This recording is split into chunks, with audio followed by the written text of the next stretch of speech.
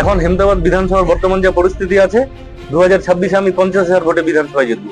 MLA হয়ে আর আমাকে কোনো কাপড়ের দোকানে উদ্বোধন করতে যেতে হচ্ছে, আর সেই কাপড়ে যেন বিজ্ঞপ্তি দেওয়ার মতো এখানে বলতে হচ্ছে যে অমুক দোকানে আসুন, নতুন দোকান উদ্বোধন করছি আমি, এখানে কাপড় কিনুন। তো ব্যবসা করছে ওরা, ব্যবসায়িক ঢঙে ওদের বার্তা দিচ্ছে।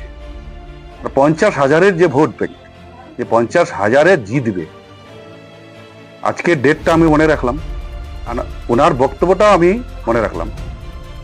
50,000 ভোটে জেতা তো দূরের কথা, ওনার নিজের বুথের রেজাল্টটা দেখতে বলবেন 24 সালের কত ভোটে উনি হেরে আছেন। নিজের বুথের কথা বলছি, বিধানসভা ছেড়ে দিন, বিধানসভাতে কত ভোটে জিতবেন সেটা মানুষ নির্ণয় করবে। নিজের বুথে খেয়াল দিতে বলুন, যে ডাউনটা আছে 300-র উপরে ডাউন আছে নিজের বুথে। সবাইকে বুঝিয়ে নিতে হবে। আজকে ওরা প্রায় 150টা ক্যান্ডিডেটের মধ্যে ঘোষণা করলো, কিন্তু হেমদাবাদের মতো জায়গায় ওরা বিধানসভাতে লড়াই করার মতো ভালো ক্যান্ডিডেট পাচ্ছে না বলে ঘোষণা করতে পারেনি।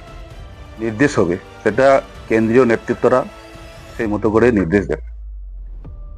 আর আমাদের প্রার্থী ঘোষণা পর্ব চলছে, আপনারা সবাই জানেন যে 2 দফায় প্রার্থী ঘোষণা হবে। ঘোষণা পর্ব এখনো আমাদের শেষ হয়নি। প্রথম দফায় প্রার্থী ঘোষণা হয়েছে, আগামী কয়েকদিনের মধ্যে দ্বিতীয় দফায় বাকি যে সমস্ত বিধানসভায় প্রার্থী এখনো হয়নি সেটা হবে, আর সেটা পরিকল্পনা মাফিক হবে। আর এই জন্য ভাববার কিছু বিষয় নেই। রানিং যে এখানকার এমএলএ সত্যজিৎ বাবু তৃণমূলের থেকে টিকিট পেয়েছেন, ব্যক্তিকেন্দ্রিক একটি সংগঠন।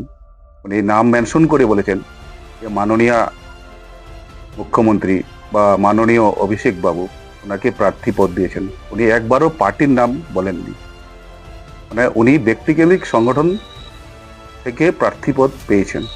তৃণমূল পার্টি যে নেতা নিজের বুথে 300-র উপরে ভোটে হেরে গেছে তাকে প্রার্থী করছে।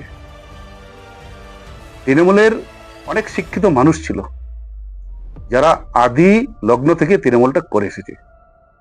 কেউ হাই স্কুলের শিক্ষক, কেউ বা ডিপিএসসির চেয়ারম্যান পর্যন্ত ছিলেন। তাদের এখানে মূল্যায়ন হয় না তৃণমূলের। কতিপয় সমাজ বিরোধী মানুষের সঙ্গে আজকে ওনাকে ঘুরতে হচ্ছে। পাশে কেউ নেই, 8 থেকে 10 জন দেখবেন, ওরাই ভাটলে যায়, ওরাই হেমদাবাদে ঘোরে, ওরাই রামপুরে যায়। সাধারণ মানুষ তো দূরের কথা, ওদের নেতারাই পাশে দেখতে পাবেন না, এই অবস্থা রয়েছে। উনি মুখে বলছেন, ভেতরে কিন্তু ওনার চাপা একটা হেরে যাওয়ার আতঙ্ক কাজ করছে।